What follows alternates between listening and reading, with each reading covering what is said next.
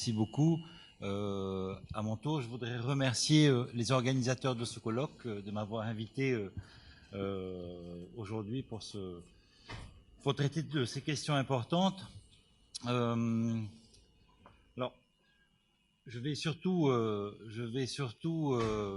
vous présenter quelques situations et illustrer quelques analyses à partir du cas de la Polynésie. Dans un ouvrage anthropologique abordant le droit et la terre, coordonné par Étienne Leroy en 2013, Jacques van der Linden nous faisait part de ses interrogations sur l'utilisation de termes tels que droit, coutume, règles, dans le champ de l'anthropologie juridique, interrogations qui s'inscrivent déjà dans une longue tradition depuis Hubble. Et il concluait que ce qu'il avait observé au cours de sa longue carrière universitaire, c'était correspondait beaucoup plus au concept d'habitus développé par Bourdieu, c'est-à-dire un système de dispositions réglées. Une perspective que d'autres rejoignent, comme Antoine Garapan, qui définit par exemple la culture juridique d'un groupe social donné par la négative, c'est-à-dire ce qui va sans dire, et suggère qu'elle a trait aux présupposés partagés qui orientent le raisonnement, les valeurs, les perceptions d'un groupe social. Alors, c'est en tenant compte de ces dimensions que je vais aborder mon intervention. Je voudrais en effet exposer un aspect particulier du rapport des sociétés à leur Fénois, qui se fonde sur un principe de continuité entre la terre et la mer. Principe par rapport auquel l'appropriation de la terre ne se distingue pas fondamentalement de l'appropriation des lagons et des océans. Nous verrons ensuite comment ce principe de continuité a été justifié ou détourné, selon les cas, notamment par les tribunaux contemporains. Alors, l'exposé que l'on vient d'avoir est vraiment très intéressant parce que ça va me permettre de rebondir et d'illustrer certaines choses. S'agissant du rapport des sociétés polynésiennes à la terre, notamment, l'approche anthropologique développée par Alfred Gell nous semble féconde pour comprendre la culture juridique en Océanie. À l'instar de l'art, le droit peut être perçu comme un système d'action dans l'intentionnalité de changer le monde plutôt que comme un système de propositions symboliques. Ainsi, un objet d'art est quelque chose d'équivalent à une personne ou à un dieu. L'objet est l'homme ou le dieu. Il n'a pas besoin d'être beau, ni de symboliser ou de représenter. L'objet incarne ou personnifie. Discutant des images et des idoles océaniennes, Gill rejette l'idée selon laquelle elles représentent un dieu. Il affirme au contraire qu'elles sont le dieu, c'est-à-dire une instantiation physique de la divinité. Par instantiation, j'entends un procédé permettant à une loi de déduire la description du cas particulier. Le travail de Alfred Gill, à notre sens, a des implications importantes pour l'anthropologie du droit, car, par analogie, les normes qui s'incarnent dans des objets pris dans des contextes et des rituels particuliers sont constitutives du droit du groupe social donné. Si nous sommes sensibles aux catégories des acteurs dans le monde océanien, alors certaines choses sont perçues ou liées comme équivalentes. Une image d'un dieu et un chef, un magnifique manteau de plumes, ou encore un simple hameçon à poisson. Ces 4 objets sont perçus, à certaines occasions, comme des véhicules adaptés aux manifestations divines dans le monde visible. Le manteau, comme l'hameçon, sont des objets de valeur utilisés dans certains rituels de consécration ou de réconciliation. Alors, une petite précision concernant l'aire géographique sur laquelle portent nos analyses. Je commencerai par dire que déjà, la tâche n'est pas simple. Illustrant le problème par la langue, qui est un des premiers éléments à prendre en considération pour comprendre dans les catégories des acteurs. Toutes les langues du Pacifique, nous venons de l'évoquer, n'appartiennent pas au même phylum. Les langues aborigènes d'Australie, environ 200 encore parlées, et les langues non austronésiennes de Nouvelle-Guinée, environ 900 partagées par 1000 tribus, d'une part, et les langues dites océaniennes, d'autre part, sont associées à des étapes différentes de peuplement. Cela vient d'être évoqué. Si on retient que ces dernières, elles dérivent certes d'une langue mère commune, le proto-océanien parlé il y a environ 3500 ans, dans l'archipel Bismarck, mais elles se sont considérablement diversifiées. Et on compte aujourd'hui plus de 450 langues. Et aucune d'elles ne peut être prise comme le parangon des autres. Un exemple, du coup, lorsqu'on est confronté à cette diversité, c'est l'exemple du mot terre, qui est, à cet égard, illustratif d'un malentendu. Les linguistes qui, d'un point de vue diachronique, reconstruisent les protoformes dans la langue mère, identifient en proto-océanien la reconstruction suivante. Pour Panua, espace habité ou territoire, mais aussi communauté avec sa terre et ses possessions, mais aussi terre par opposition à la mer, ou encore terre avec les références à la météorologie ou au cycle journalier, le monde visible, la terre et le ciel. Une forme encore plus ancienne de Panua et Banua est reconstruite en proto-malayo-polynésien avec le signifiant suivant. Banua désigne principalement un territoire habité, non seulement la terre, mais aussi la population humaine et les habitations et toute vie végétale et animale et d'autres éléments qui contribuent à l'entretien de la communauté humaine. Autrement dit, une notion complexe qui n'a pas d'équivalent simple dans les langues européennes. Alors, dans ce contexte, effectivement, seule la Polynésie présente une relative homogénéité anthropologique, notamment en raison de circonstances géographiques et historiques particulières qui viennent d'être évoquées. Les personnes et les groupes compris dans le triangle polynésien, depuis Hawaï au nord, l'île de Pâques à l'est jusqu'à la Nouvelle-Zélande au sud, partagent des origines communes depuis environ 3000 ans.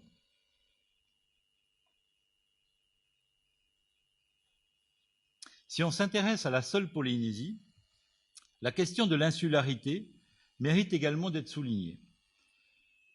Car au-delà de l'Océanie proche, et exception faite des rares grandes îles comme Fidji, la Nouvelle-Calédonie, Hawaï ou la Nouvelle-Zélande, les Océaniens n'ont pas cessé d'évoluer dans un environnement exclusivement insulaire, plus précisément dans un réseau d'îles.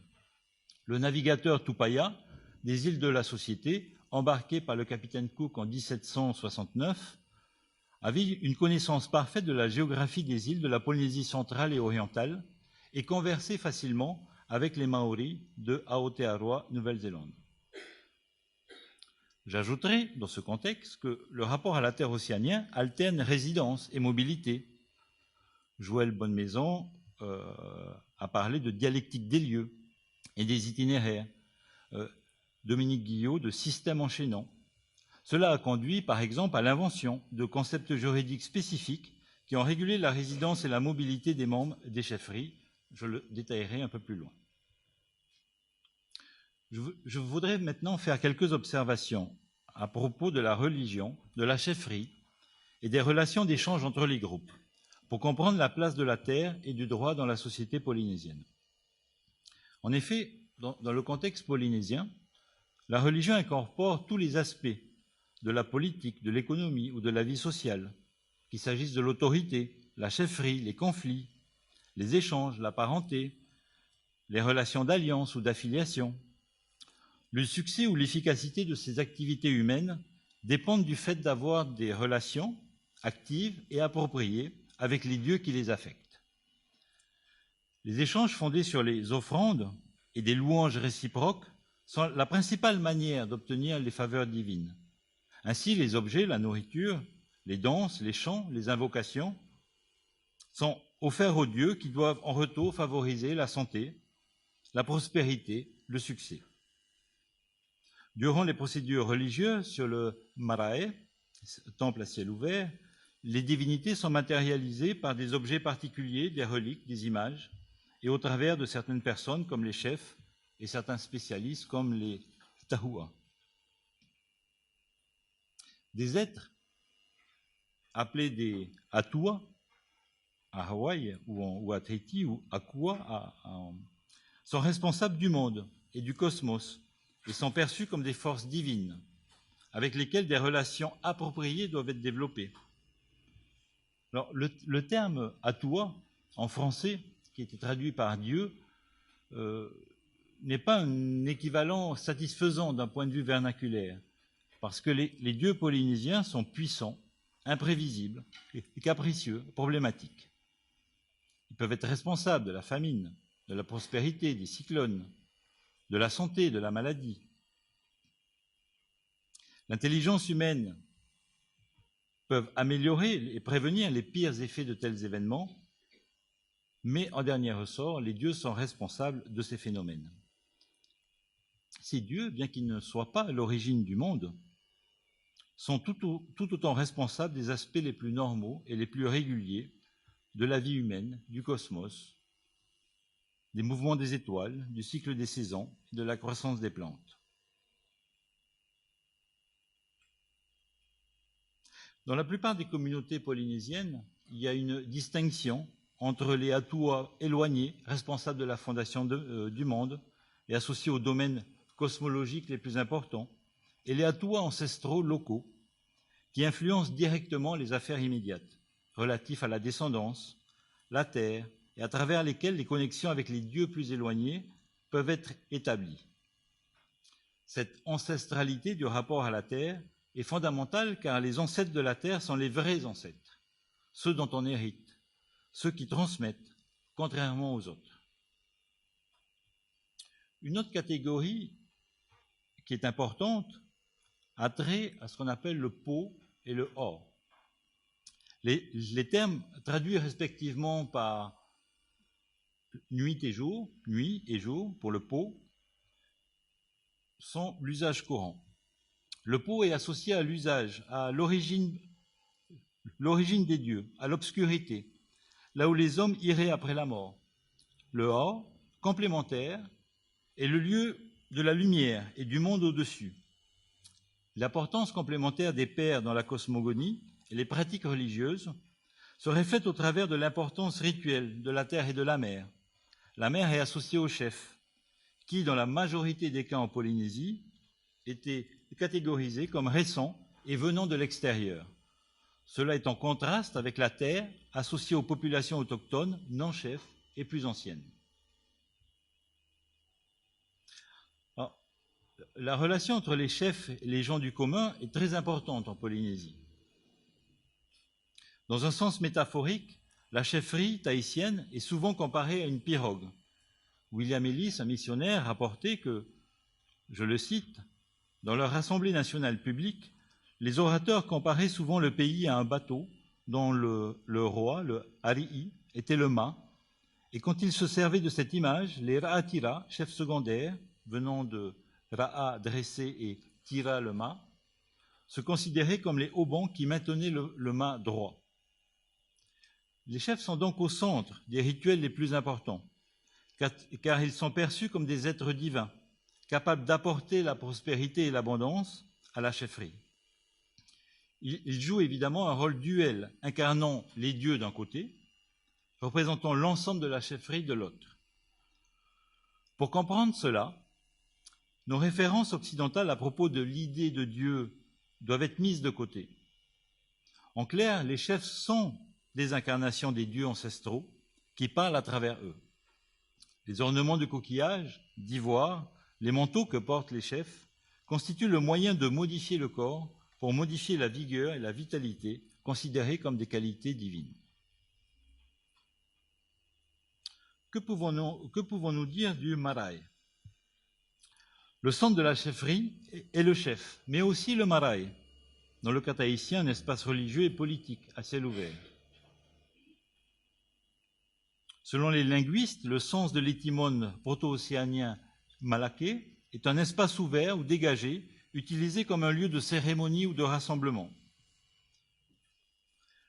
Les travaux en archéologie ont en outre démontré que tous les statuts sociaux des sociétés polynésiennes disposent de leur marae de famille. Parfois, comme à Wallis et Futuna, le marae est simplement un espace domestiqué situé devant la maison, mais où se déroulent les réunions lorsque des décisions importantes doivent être prises, comme la décision d'alliance ou de mariage. Ainsi, les droits fonciers d'appropriation, d'accès, d'usage, la résolution des conflits liés à ces droits fonciers, l'organisation de l'autorité relative à la maîtrise de ces droits fonciers, dérivent directement des chefs, des groupements ou de ces lieux de cérémonie ou de réunion qui personnalisent le territoire. Cela signifie concrètement que, quels que soient les statuts sociaux, tous les groupes polynésiens disposent de leurs propres règles d'appropriation, y compris du monopole de la mise en place, par exemple, d'un rahui, qui est, je traduis, une forme d'interdiction sacrée mais temporaire pour protéger une ressource ou un territoire, et qui s'étend souvent sur des espaces lagonaires. Je reviens à ce que j'avais dit au début. Prenons l'exemple de Rapa pour illustrer un aspect de la tenure foncière, la résidence et la mobilité. En effet, à Rapa, deux concepts juridiques traditionnels organisent à la fois la résidence et la mobilité des membres du groupement. Les individus détiennent deux sortes de droits. L'un, ce qu'on appelle l'arakaa, et l'autre le moekopu. L'arakaa est un droit accordé par le chef à tout membre sur une parcelle du territoire. Une fois attribué, l'arakaa se transmet de manière indifférenciée tant aux enfants biologiques qu'aux enfants adoptés, de telle sorte que chaque individu administrait son arakaa comme il l'entendait, pouvant même le prêter à un autre membre du clan.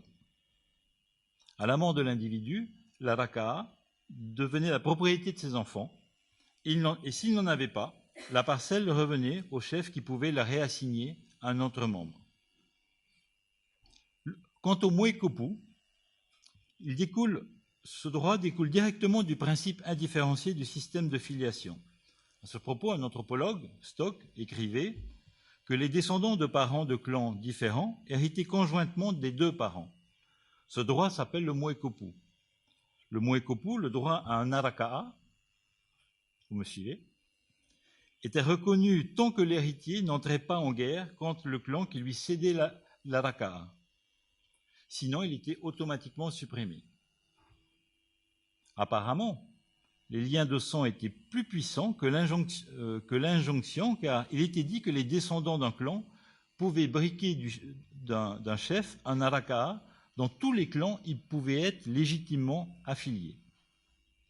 Une autre manière de le dire, c'est que si l'arakaa était un droit d'usage réel, le moekopu constituait un droit d'usage latent.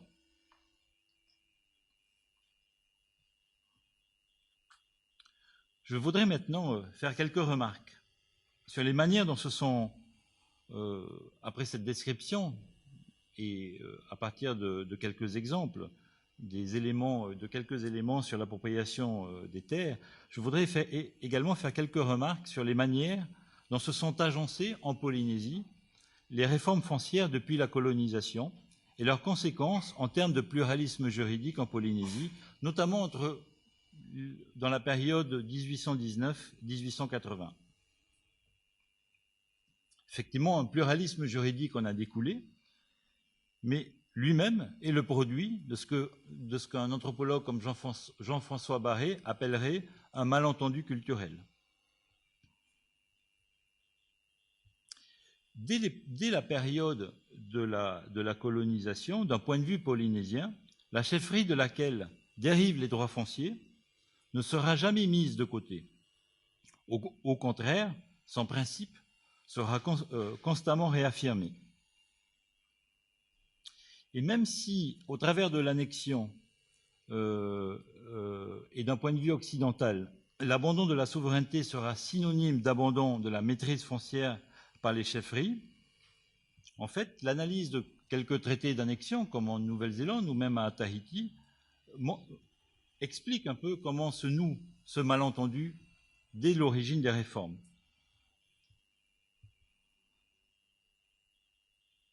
En effet, s'il y a toujours des malentendus, en prenant l'exemple de Tahiti ou même de la Nouvelle-Zélande, s'il y a toujours des malentendus à propos des notions de pouvoir, de souveraineté, on l'a vu pour la terre, dans les différentes versions françaises, anglaises ou polynésiennes des traités d'annexion, il y a beaucoup moins d'ambiguïté à propos des réserves émises dans ces traités concernant les protections des terres autochtones. Les termes employés dans les traités d'annexion illustrent parfaitement le malentendu qui va se jouer entre Polynésiens et Occidentaux. Alors, vous le connaissez sans doute et peut-être déjà, mais en Nouvelle-Zélande, le traité de Waitangi est conclu en 1840 entre le capitaine William Hobson en sa qualité de consul, puis de lieutenant-gouverneur, et certains clans maoris.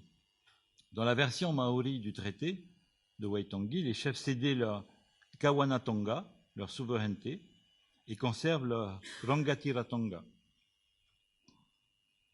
À Tahiti, l'article 3 du traité de protectorat du 8 septembre 1842, rédigé par l'amiral Dupetit-Thouars et accepté par la reine Pomare IV, est encore plus explicite. Je le cite. « La possession des terres de la reine et du peuple leur seront garanties.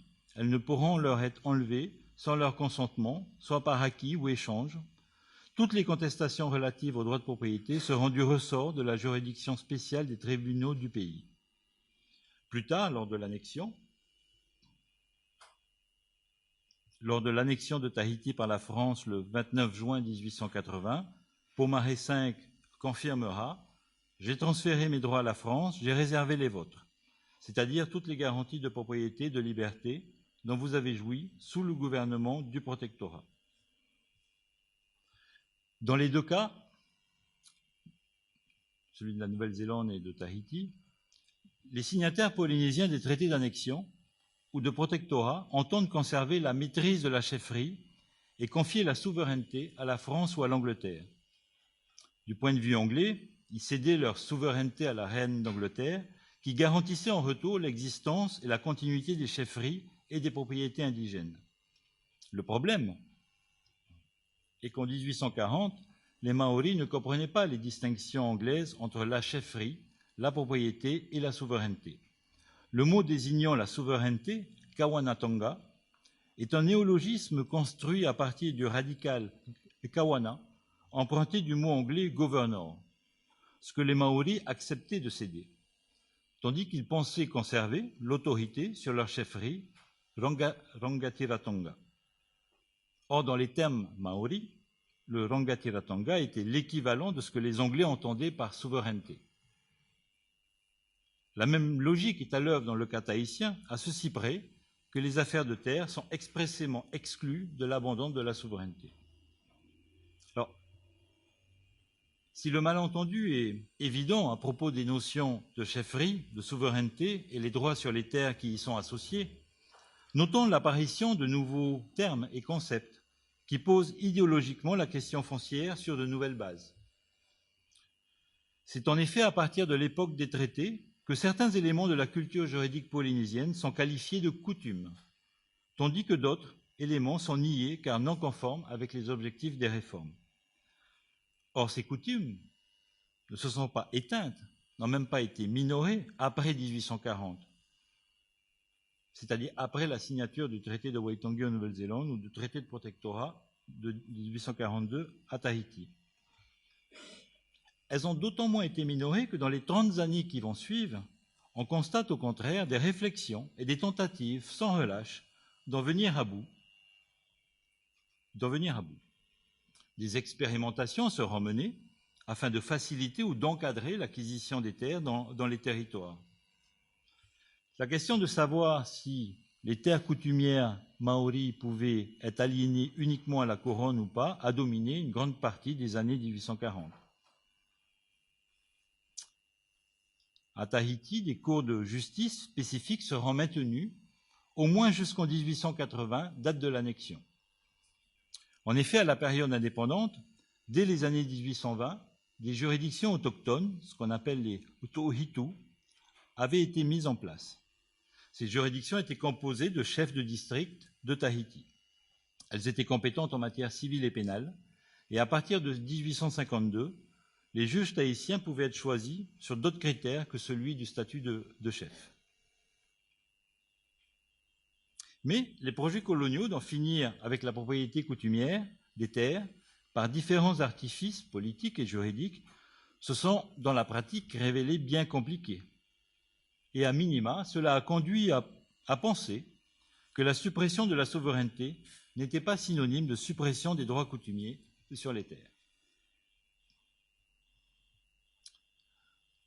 Aussi, lorsqu'on réfléchit aux cultures juridiques en Océanie, à partir des quelques observations que je viens de faire, on voit bien que ce qu'on entend par Fénois depuis environ 3000 ans ne se limite pas ni à la terre et n'a pas les mêmes dimensions symboliques. Là aussi, je voudrais aborder très rapidement un autre élément qui est en rapport avec notamment les appropriations lagonaires. En effet, les tenures foncières et marines, dans la littérature anthropologique en Océanie, ont trop souvent été traitées séparément.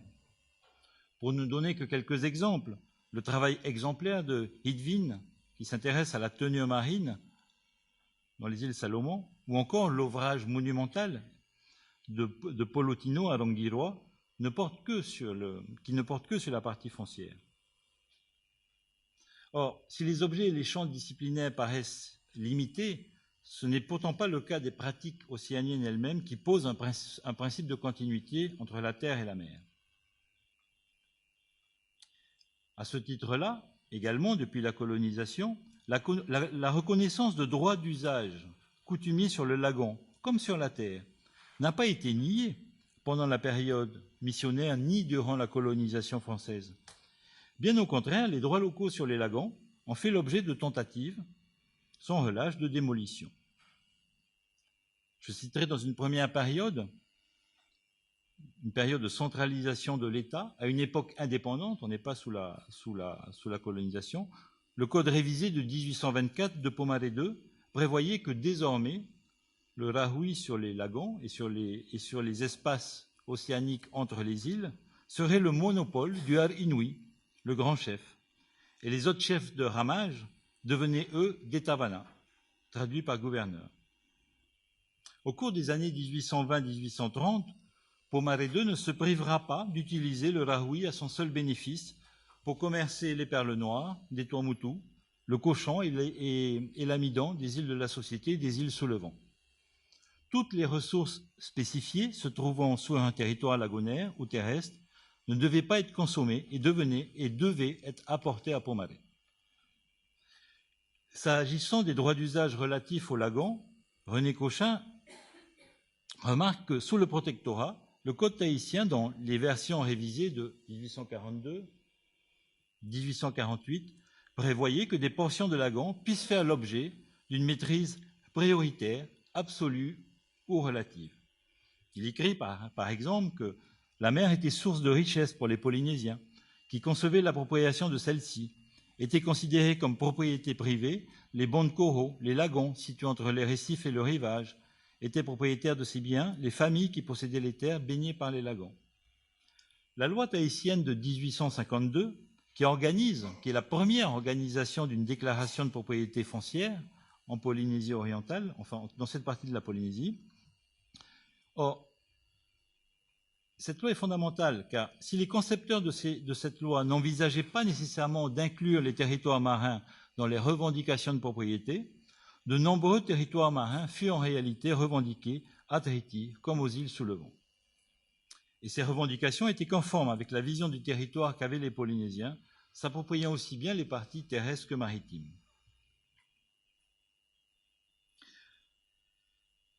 Là aussi, un juge comme René Calino, qui était président de la Cour d'appel à Papeete, notait la constance de la jurisprudence des juridictions en Polynésie, visant à reconnaître des droits marins équivalents aux droits de propriété foncière sur le lagon ou des parties de lagon.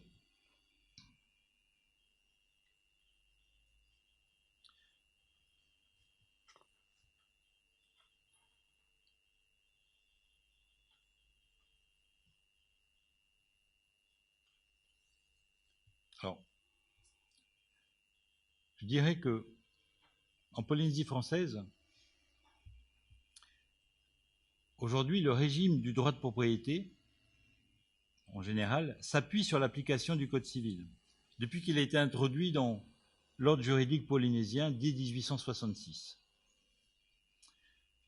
Et sur la terre, et hormis la zone urbaine, cette situation a abouti à une situation d'indivision généralisée dans les archipels de la Polynésie. Il en est de même avec les territoires marins, des parties de Lagon. Et si, comme nous l'avons vu, nous venons de rapidement l'évoquer, la jurisprudence en Polynésie française reconnaît la propriété des lagons ou des pêcheries en raison des droits acquis depuis la loi sur les revendications foncières, le droit étatique, quant à lui, méconnaît les appropriations des lagons depuis par les familles ou les communautés dans les archipels depuis cette date. Si le lagon fait désormais en principe partie du domaine public, cette ignorance n'a cependant pas empêché la continuité d'une appropriation des lagons, et créant ainsi un pluralisme juridique de fait. Au Tuamotu, l'existence de territoires marins sur lesquels s'exercent des droits d'usage spécifiques est attestée par la recherche en anthropologie et en archéologie, au moins depuis les années 1930.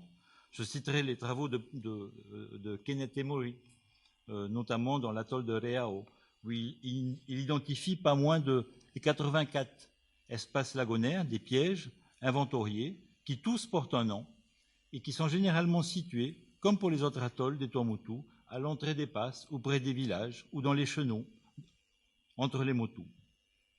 Certains de ces parcs à poissons, de ces pièges, sont réservés soit à des individus qui disposent d'un statut proéminent dans la société, comme des chefs de famille ou de village, soit à l'ensemble de la communauté en cas de fête ou de cérémonie commune à des périodes régulières. Il en est de même dans certaines îles comme Rapa, Mai'o, où une communauté locale organise ces modes d'appropriation de ces espaces lagonaires.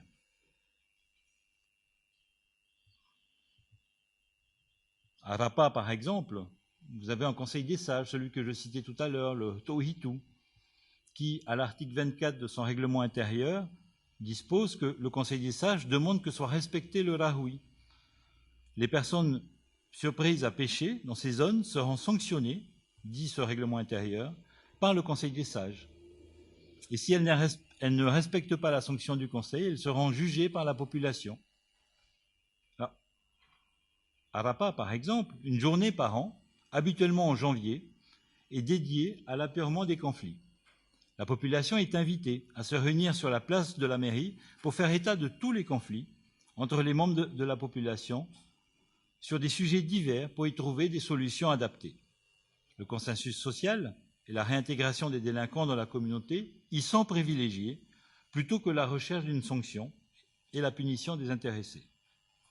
Jusqu'à présent, curieusement, les autorités de l'État en Polynésie française, pourtant conscientes de ces réalités, n'interviennent pas dans le cadre du contrôle de légalité. Je vais terminer, je sais que j'ai un peu dépassé le temps et je m'en excuse, mais si vous voulez, nous n'avons fait qu'évoquer des questions qui méritent de plus ample développement. Je terminerai juste en disant que, en ce qui concerne en tout cas la Polynésie française, il est ironique de constater que la reconnaissance de droits de propriété, notamment sur les lagons, par les juridictions, a mené à une impasse et va poser de nouveaux problèmes dans les années à venir. Car, en effet, en transformant des droits d'accès privilégiés en droits de propriété, puis en validant cette reconnaissance par une jurisprudence constante jusqu'à aujourd'hui, le tribunal a rendu quasi exclusif des droits qui, à l'époque, ne l'ont jamais été. Et désormais, cela permet une aliénation de ces droits de propriété lagonaire. Voilà, je vous remercie de m'avoir écouté et excusez-moi d'avoir été un peu plus long.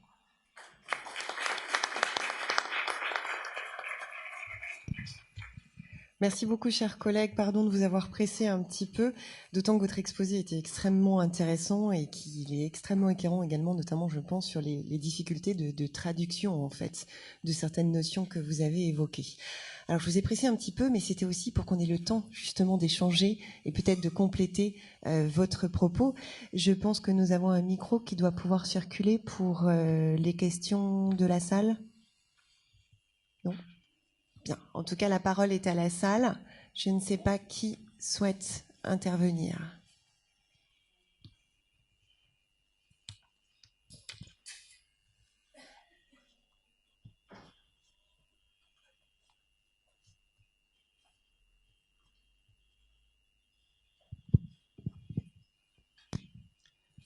Bien, alors moi j'ai une question. Voilà, pour commencer, peut-être souvent ça délie les langues.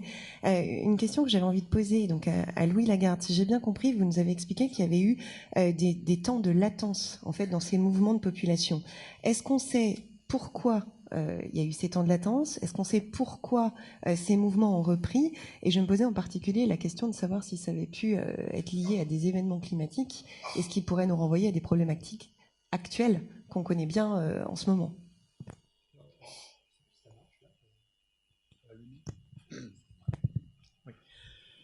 Oui, la phase de latence dont je parlais tout à l'heure, c'est une phase en fait de genèse, de gestation en fait de la société polynésienne ancestrale en Polynésie occidentale. C'est la phase la plus longue, c'est-à-dire que le premier processus de peuplement qui permet l'arrivée des premières pirogues donc dans l'espace culturel habital, donc s'essouffle en arrivant en Polynésie occidentale, dans la région de Samoa, Tonga, Wallis et Futuna actuelle. En réalité, il y a donc cette période de refermentation. Cette période de refermentation, elle existe et elle a été démontrée en fait finalement assez rapidement, c'est-à-dire assez récemment. C'est-à-dire qu'il y a encore une vingtaine d'années, on pensait que le peuplement, par exemple, de la Polynésie pouvait éventuellement remonter à peu près à l'an zéro du reste de la Polynésie orientale. Donc en fait, finalement, cette phase de latence, elle avait duré quelque part que 6 à 7 siècles, alors que là, elle dure en réalité 2 millénaires. Donc c'est une grosse phase de latence. Donc je comprends votre interrogation. On l'explique par plusieurs facteurs. Le premier facteur, c'est le fait que ce soit une vague colonisatrice qui s'essouffle. Et donc les populations polynésiennes ou ancêtres des Polynésiens actuels qui arrivent dans cette région-là du monde, c'est quelques pirogues avec quelques individus. Je vais vous donner un exemple, un chiffre très parlant. Il y a des sites Lapita à Samoa et à Tonga. À Samoa, il y a des sites Lapita qui sont connus depuis les années 60, qui ont livré 25 tessons de poterie Lapita depuis les fouilles qui ont été faites depuis donc plus de 50 ans maintenant. En Nouvelle-Calédonie, on a plusieurs centaines de milliers de tessons Lapita. Donc c'est pas tout à fait le même type de peuplement en termes de population qui arrive dans ces îles. Donc il faut déjà que la population se régénère. Et je disais tout à l'heure qu'elle avait un pool génétique relativement faible. C'est vérifié notamment par une particularité génétique qui est celle des Polynésiens. Les Polynésiens possèdent ce qu'on appelle un rocker jaw, c'est-à-dire une mâchoire qui est tout à fait caractéristique, qui est présente chez 75% des individus en Polynésie, alors que dans les autres populations du monde, c'est moins d'1% de la population mondiale qui possède cette caractéristique. Donc ça vous donne une idée du petit pool génétique de base qui est celui de la Polynésie occidentale il y a longtemps. Donc déjà, il y a une petite population. Le deuxième facteur, c'est que les îles de la Polynésie occidentale se situent au niveau d'une limite environnementale qui est ce qu'on appelle la ligne d'andésite, qui démarque en fait la ceinture de feu du Pacifique. L'andésite, c'est une roche qui vient donc des Andes, qu'on observe dans la cordillère des Andes, et qui est une roche volcanique, et donc qui fait tout le tour du Pacifique, et elle arrive donc, elle passe au large de Tonga et de Samoa.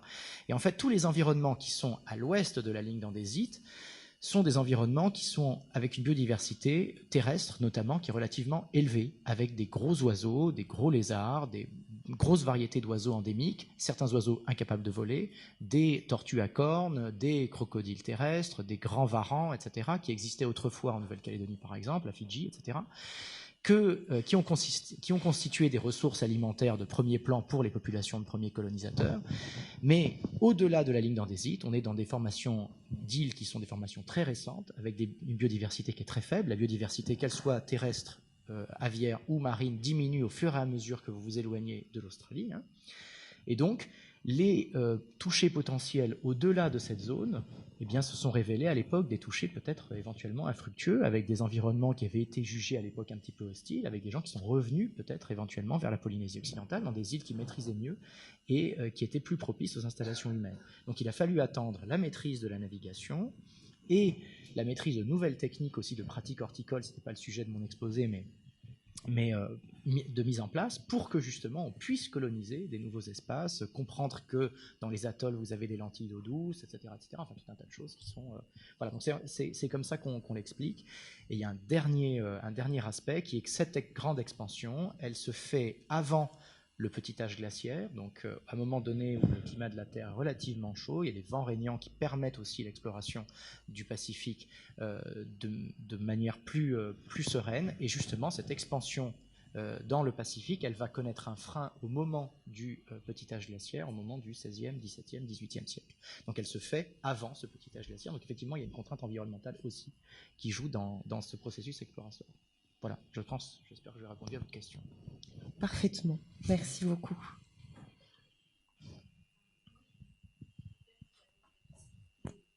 Attendez, je vais vous donner le micro, comme ça tout le monde va entendre.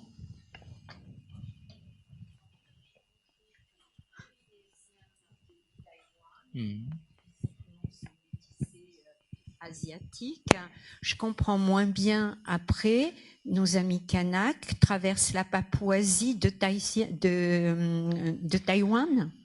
Alors, l'ensemble des populations... Vous comprenez ma question, parce que c'était une demi-question.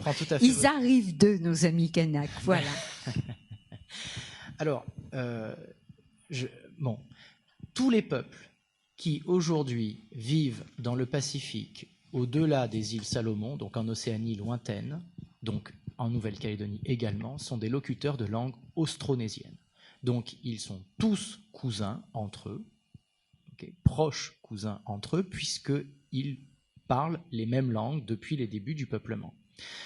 Les langues austronésiennes, elles proviennent donc de Taïwan, et donc le peuplement de la Mélanésie du Sud, de la Polynésie occidentale, de la Micronésie et de toute la Polynésie aujourd'hui vient de cette vague de peuplement qui est originaire donc du sud-est asiatique. Ce peuplement, il s'est arrêté en mer de Bismarck, c'est également valable pour les Polynésiens. Il est juste, la particularité des Polynésiens actuels, c'est qu'ils font partie de cette première expansion qui est arrivée en Polynésie occidentale avec un faible pool génétique. Dans les îles qui sont plus proches de l'archipel de Bismarck, eh bien vous avez des vagues successives de peuplement pendant le phénomène Lapita, avec des gens qui viennent toujours de l'archipel de Bismarck, mais ceux qui viennent de l'archipel de Bismarck en 1400 avant Jésus-Christ et ceux qui viennent en 850, vous comprenez qu'ils se sont métissés de plus en plus, et donc ils ont continué à amener dans le sud de la Mélanésie de la génétique qui était une génétique plus métissée, et donc plus métissée de génétique papou. C'est pour ça qu'on retrouve dans le génome des populations de Mélanésie, alors on ne retrouve pas en Nouvelle-Calédonie parce qu'on n'a pas fait d'analyse sur le génome kanak, mais c'est très similaire au Vanuatu probablement, une part significative de génome papou à l'intérieur de leur génétique, mais on retrouve aussi dans leur génome la génétique des Polynésiens actuels, puisqu'ils sont proches apparentés, puisqu'ils parlent les mêmes langues. De la même manière, dans le génome des premiers squelettes les plus anciens découverts sur Tonga, vous avez aussi 20 à 30% de génétique papou chez ces gens-là, de toute façon. C'est juste que le ratio génétique s'inverse. Il passe de, on va dire, 60-40 Polynésiens à 40 Mélanésiens à 60 Mélanésiens à 40 Polynésiens. Ça explique les différences d'aspect extérieur de ces populations, mais en revanche, culturellement, il s'agit des mêmes peuples. C'est pour ça que mon exposé porte sur le lien qui unit en fait ces populations qui ont peuplé le Pacifique avec des pirogues. Voilà, ce sont les mêmes gens. Hein, voilà, ça c'est très important que ce soit dit, parce qu'on a beaucoup en Nouvelle-Calédonie insisté, ça a été assez controversé, sur des théories de remplacement de population qui sont abandonnées par la communauté scientifique depuis au moins 70 ans, hein, même si c'est encore très présent dans les mentalités.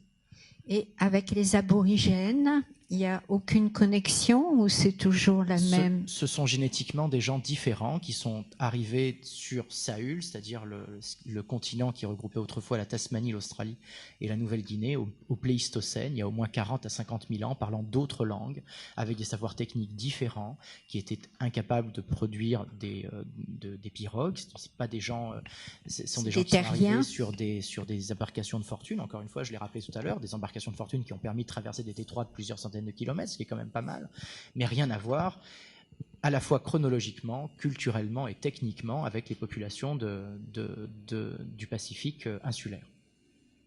Voilà. Je vous remercie. C'est moi qui vous remercie de votre question. Ouais, je vais vous donner le micro. Attendez.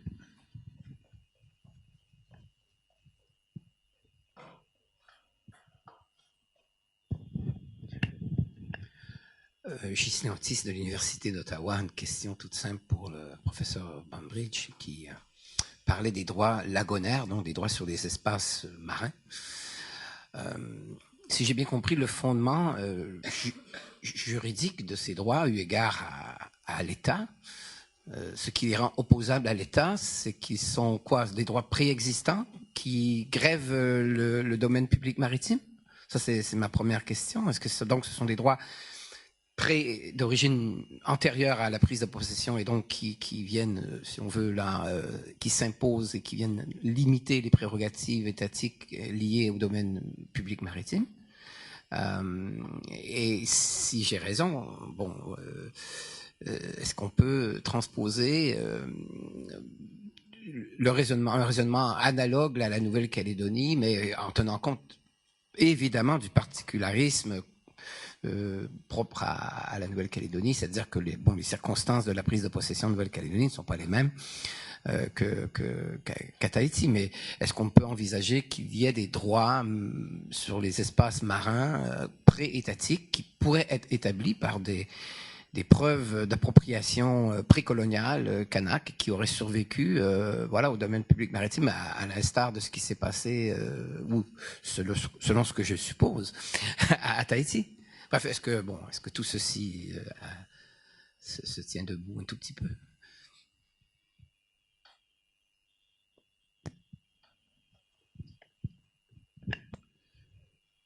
Oui, alors, effectivement, il y avait des droits qui étaient antérieurs aux lois qui ont été mises en place, mais d'un point de vue étatique, c'est l'Assemblée législative tahitienne.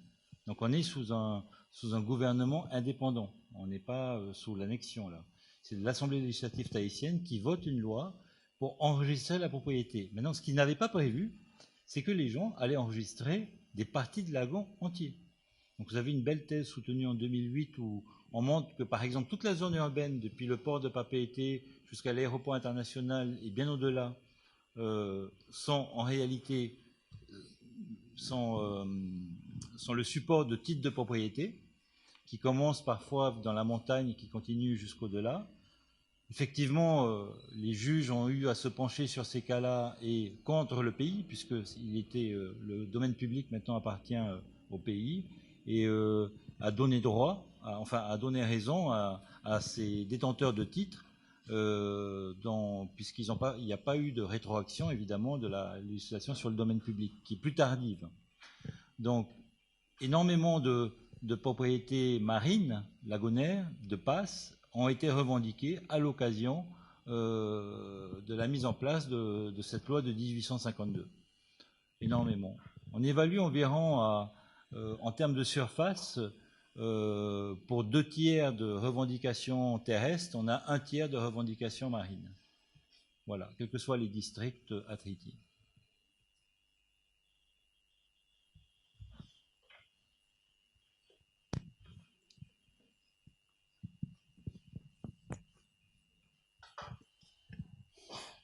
Bonjour, c'est Dandrea de la CPS. En fait, c'est pour compléter peut-être la question précédente. Est-ce que ces droits qui ont été reconnus sont des droits de propriété privée ou est-ce qu'ils ont des aspects communautaires, disons, ou de famille, etc., comme ça pouvait être à l'époque? Alors, nous n'avons pas en Polynésie de distinction comme on en a en Nouvelle-Calédonie entre propriété coutumière, privée, publique. Il n'y a qu'une propriété publique ou privée, en principe. Et en fait, ce sont des droits de propriété privée. Voilà. Simplement, ces droits de propriété privée sont détenus en indivision, parce qu'ils n'ont jamais été divisés depuis 7 générations, depuis 1852.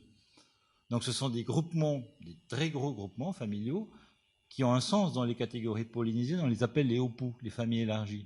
Mais le système de parenté polynésien, qui obéit à la classification de Murdoch, est très... toute la terminologie est très centrée sur la conception de famille élargie, pas du tout sur la famille nucléaire, comme les Inuits, par exemple. Voilà. Et donc, jusqu'à aujourd'hui, c'est encore des droits de propriété, d'un point de vue légal, enfin, officiel, qui sont à la fois collectifs et privés.